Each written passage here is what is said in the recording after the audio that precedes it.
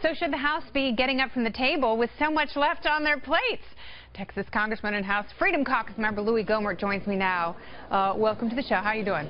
Well, as far as I know, I'm fine, but I hope this doesn't scare you, Kennedy, but your opening monologue sounded like something I've been saying for some months now. I thought it was terrific. You're exactly right.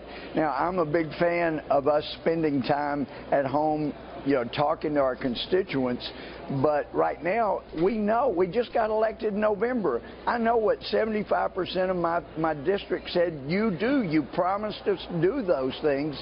And it's just hard to believe that we're not doing them. I couldn't believe the Senate could not even agree to vote on what they did in the last Congress, promising, every one of them, except Susan Collins said, hey, you give us the presidency, this time we'll send it back, we'll get it signed, we'll get the repeal into law, and we couldn't even get that done. I mean, there's nothing that sounds good about any of that. Well, no, and I know, and I've talked to some of your colleagues, and I hear the frustration, but you were all elected to get together and do the business that you promised. Now, what I'm wondering is, with health care on the brink and tax reform now so far away, and tax reform, that's something that Steve Mnuchin said that you guys would have buttoned up before your August recess. And so what is the state of the House right now? Well, I think the president was right in his instincts. We really ought to go after taxes first. He was convinced to do health care first because, gee, that means we will free up all this money we can use for tax cuts. No, we should have just gone straight to the tax cuts. Dr. Laffer's right. We ought to just say, forget CBO. Let's do this for America. Let's help the economy, keep our promise.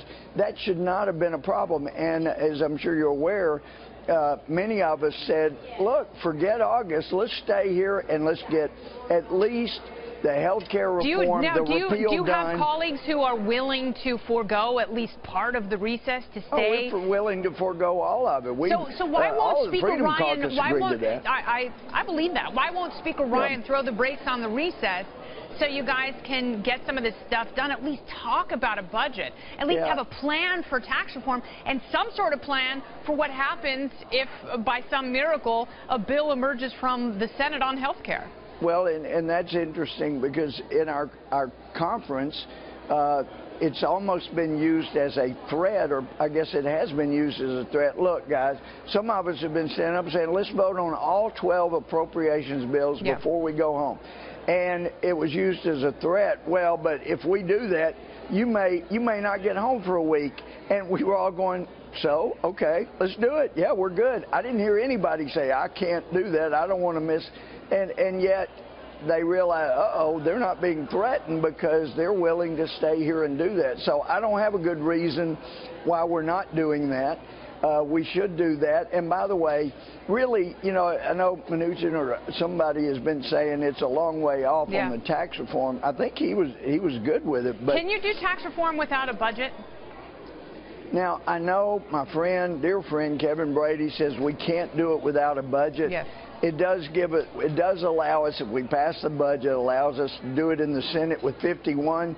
But I promise you, we could do it in the House without a budget.